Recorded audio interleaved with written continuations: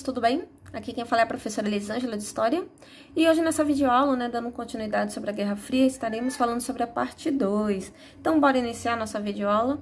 Primeiramente aqui, a gente sempre fala sobre os vencedores. E os vencidos, como é que ficou? Nesse caso, eu coloquei em destaque para vocês aí o Japão, que nem a gente viu, o Japão ele vai ser o último país, vamos dizer assim, a se render às forças estadunidenses, após a Segunda Guerra Mundial.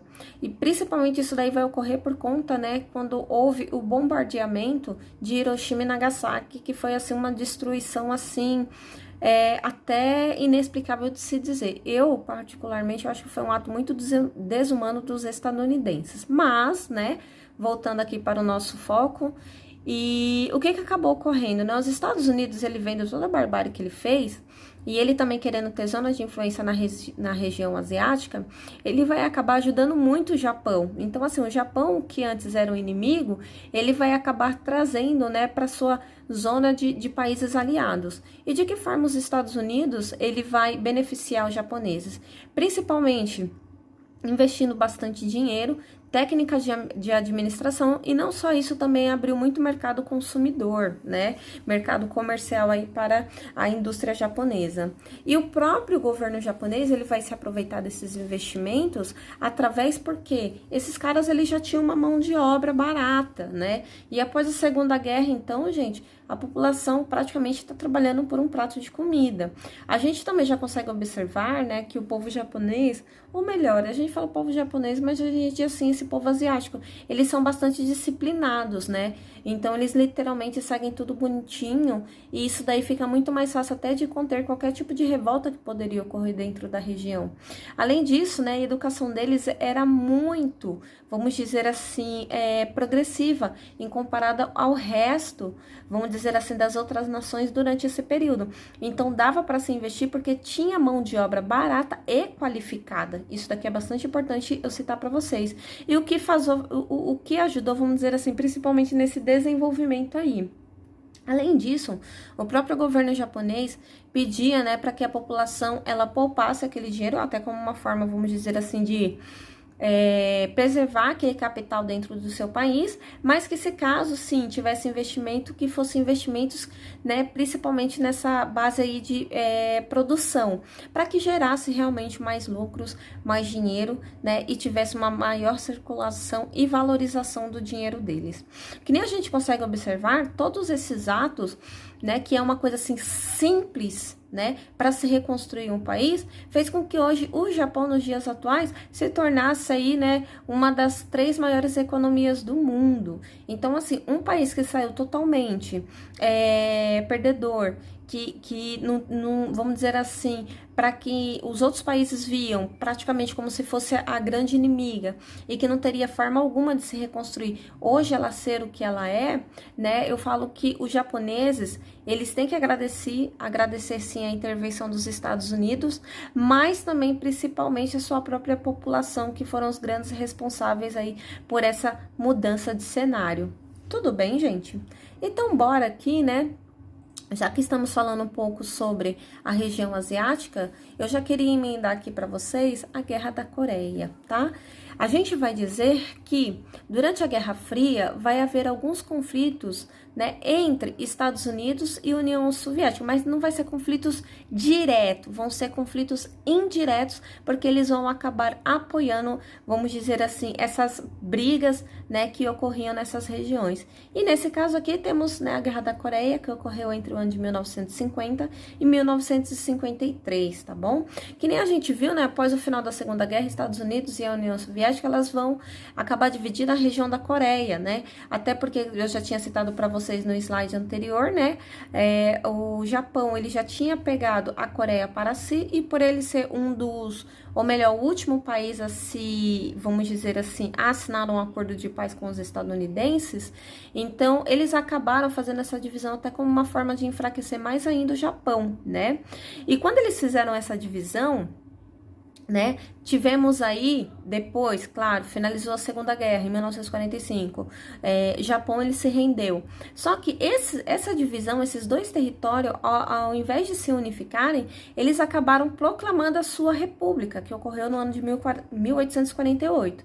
Nesse caso aqui temos a República da Coreia, que seria o que a gente conhece hoje, né, como a Coreia do Sul, e ela tem, né, a ideologia capitalista, e temos a República Democrática da Coreia, que seria, né, mais popularmente conhecido por nós brasileiros aqui como a Coreia do Norte, e tem característica socialista.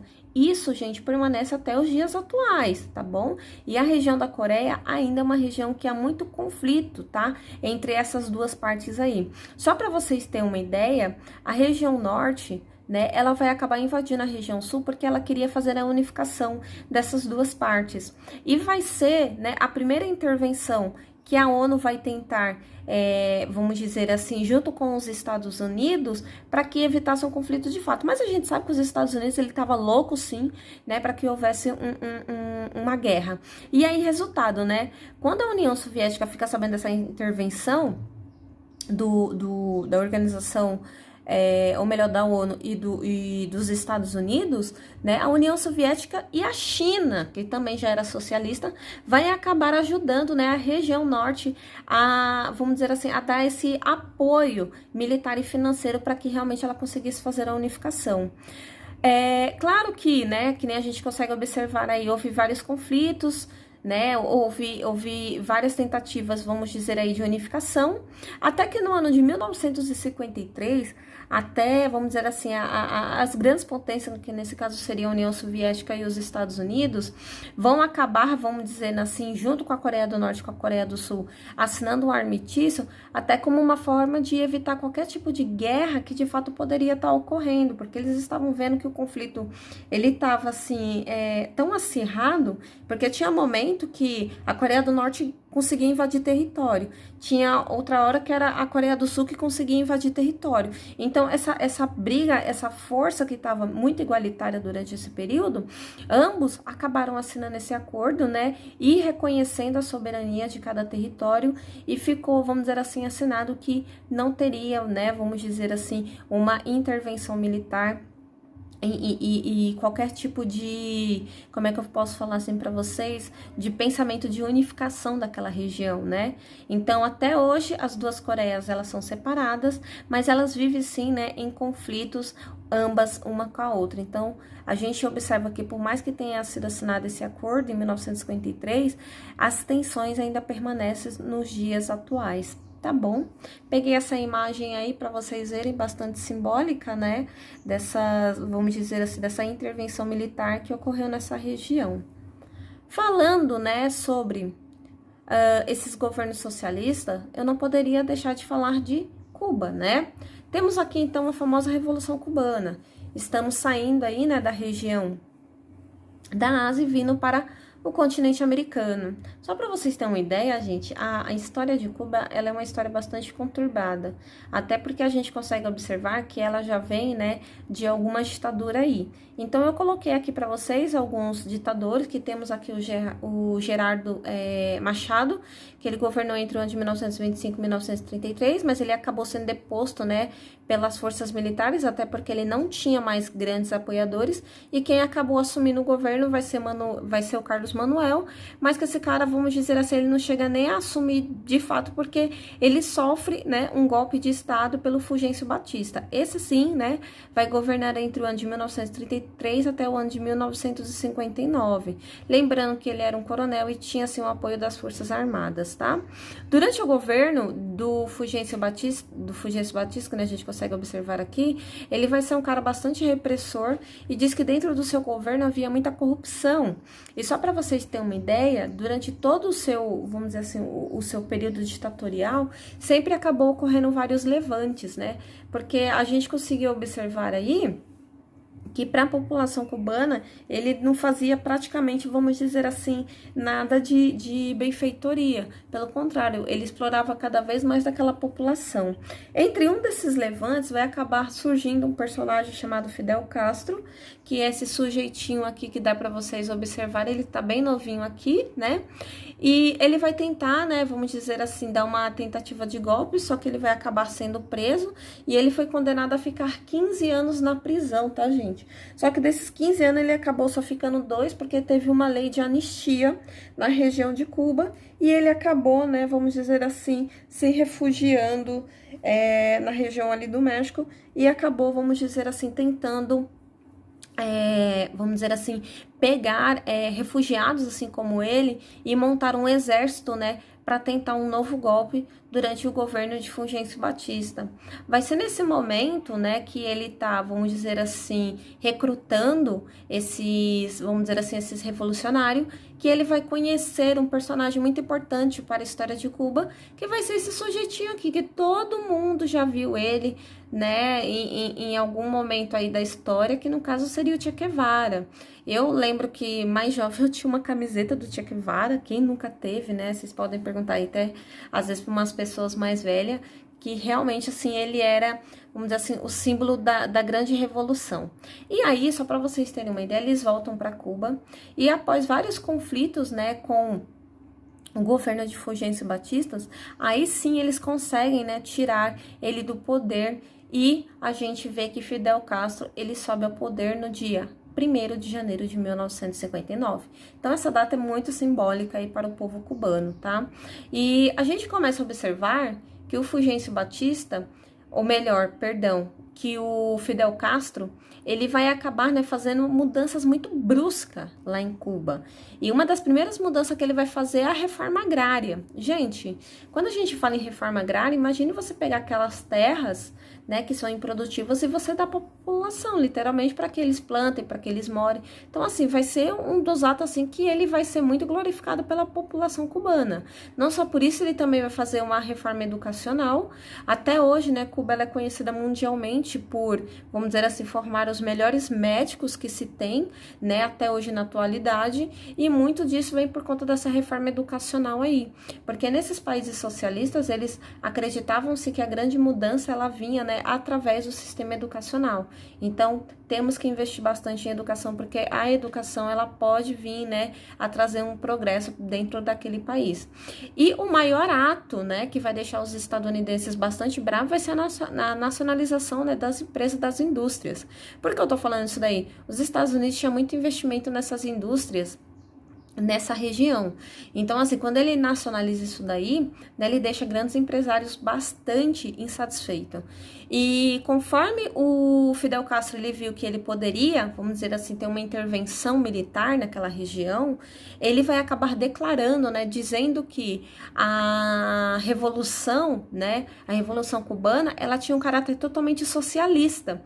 E quando ele faz essa declaração, no caso aí a União Soviética, ela não vai perder tempo e vai, né, vamos dizer assim, dar seu apoio à causa cubana. E aí a gente já consegue observar que os Estados Unidos, né, vamos dizer assim, ela não pode fazer mais nada, vamos dizer assim, de mais grave, porque conflitos da Guerra Fria já está se originando há muito tempo, mas que nem eu falei para vocês, ambas, né, os países tinham muito medo realmente de haver uma guerra, porque eles acreditavam literalmente que, né, talvez a humanidade não chegasse a aguentar, né, uma terceira guerra aí. Então, o que os Estados Unidos vai acabar fazendo? Ela vai romper relações, né, com Cuba, e ela vai acabar tentando invadir, né, a Baía dos Porcos, que seria a região mais ao sul, né, que a gente fala aí da ilha de Cuba, e claro que vai ser, assim, totalmente fracassada, eles não vão ter sucesso nenhum nessa invasão. E aí sim os Estados Unidos, ele vendo que não tem mais forma alguma de prejudicar Cuba, e nesse caso aí o governo de Fidel Castro, no ano de 1962, aí sim ele decreta, né, o bloqueio econômico. O que é o bloqueio econômico? É fazer com que os países capitalistas não comercializem com Cuba. Isso, gente, vai fazer com que Cuba Hoje, né, a gente fala que Cuba ela voltou a se abrir o seu mercado, vamos dizer assim, internacional, até porque posteriormente, né, depois eu vou estar explicando isso daí para vocês numa outra videoaula, mas quando eu estiver falando sobre a queda do socialismo, tá? E no caso Fidel Castro, vai chegar um período que ele vai ficar muito doente, ele vai deixar o seu irmão no poder, Raul Castro, e aí Raul Castro ele vai ser o responsável, vamos dizer assim, por fazer essa abertura aí gradual, no caso aí de Cuba, tá? E eu lembro, isso daí foi recente, porque foi até durante o governo do presidente Barack Obama. E só para vocês terem uma ideia, né, um dos primeiros investimentos que os Estados Unidos vai acabar fazendo naquela região vai ser principalmente de hotéis e restaurantes, porque querendo ou não, Cuba, quando ela se fechou, né, quando teve esse embargo, esse bloqueio aí econômico, acabou preservando assim uma Cuba da era da Revolução. Então, assim, só para vocês terem uma ideia, quando vocês pegam um vídeo falando sobre Cuba, gente, os carros deles, assim, são bem antigos, até porque eles não tinham essa industrialização muito pesada naquela região. Então, eles acabaram tendo aquela sociedade, não de produção, mas sim muito de reaproveitar, de consertar. Então, assim, é como se eles literalmente tivessem parado no tempo.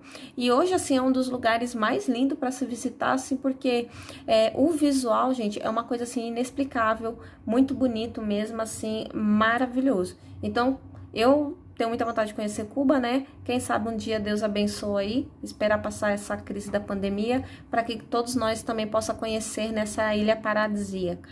Mas voltando aqui, né? Temos um período da história, né, durante o período que a gente vai dizer da Guerra Fria, que é a chamada crise dos mísseis, que ocorreu no ano de 1962, tá? Que ocorreu no mesmo ano em que os Estados Unidos, ele vai acabar, né, decretando um bloqueio econômico. O que vai ser as crises dos mísseis? A União Soviética, ela vai acabar criando bases, né, vamos dizer assim, bases de mísseis. E os Estados Unidos acabou descobrindo, né, que dentro do território cubano tinha vários mísseis apontados, né, para a região dos Estados Unidos. Se caso os Estados Unidos interferisse, né, ou tentasse, vamos dizer assim, intervir assim, numa guerra entre algum outro tipo para tentar prejudicar a Cuba. E claro, quando os Estados Unidos ficam sabendo disso daí, ele fica temeroso, mas ao mesmo tempo ele fica bastante raivoso, sendo que os Estados Unidos, ele vai acabar criando essas mesmas bases militares, né, de mísseis na região da Turquia, apontando para a região, né, da União Soviética. Claro que posteriormente a gente consegue observar que Estados Unidos e a União Soviética, elas vão acabar, vamos dizer assim, assinando acordos e ambas retiraram, né, essas bases de mísseis aí, até como uma forma, vamos dizer assim, de dar uma trégua naquele mundo que já estava totalmente conturbado, né, e a população já estava, vamos dizer assim, preocupada, quem sabe até com a sua própria extinção, tá bom? Vamos aqui então, né, falando agora sobre a Guerra do Vietnã. Gente, a Guerra do Vietnã, eu particularmente, assim, na minha opinião de historiadora, é uma das guerras, assim, que eu acho que foi, olha, é até inexplicável eu falar, assim, o sentimento que eu tenho para vocês. Então, eu vou explicar a Guerra do Vietnã e eu espero que vocês entendam um pouco desse sentimento que eu sinto sempre quando eu falo sobre esse tema, tá? A Guerra do Vietnã, que vocês observem aí nos slides, ocorreu entre o ano de 1965 a 1973. Então, foi uma guerra aí que durou-se, né, vamos dizer assim, um bom período, né?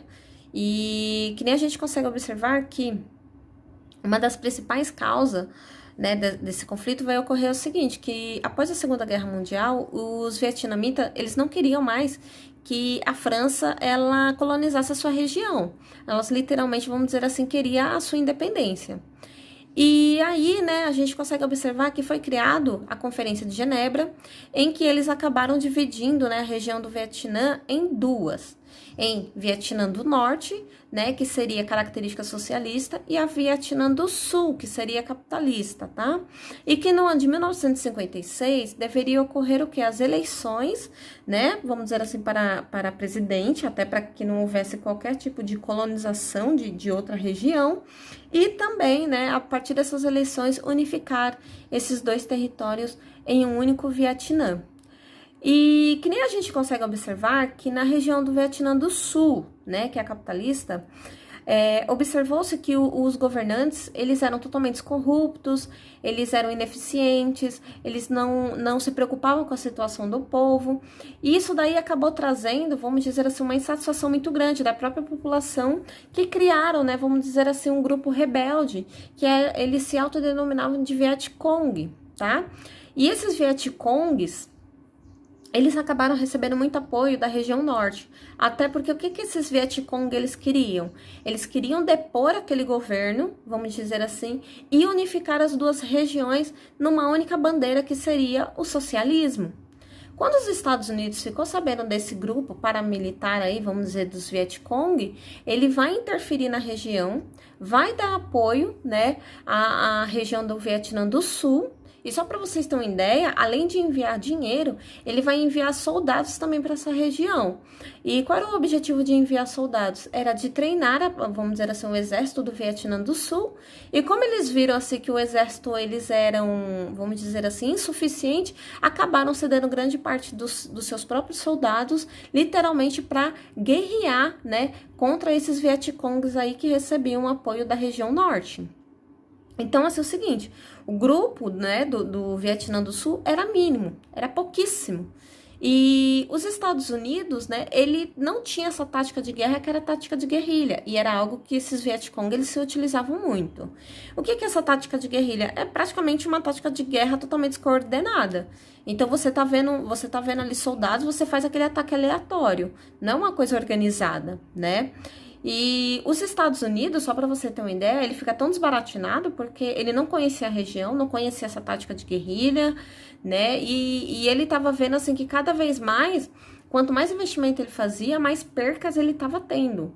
Sendo que os Estados Unidos chegou a cometer um dos atos mais desesperadores aí, que foi literalmente atacar a região norte, tá, gente? Principalmente com bombardeio aéreo. E por esse motivo eu coloquei essa imagem aí, tá?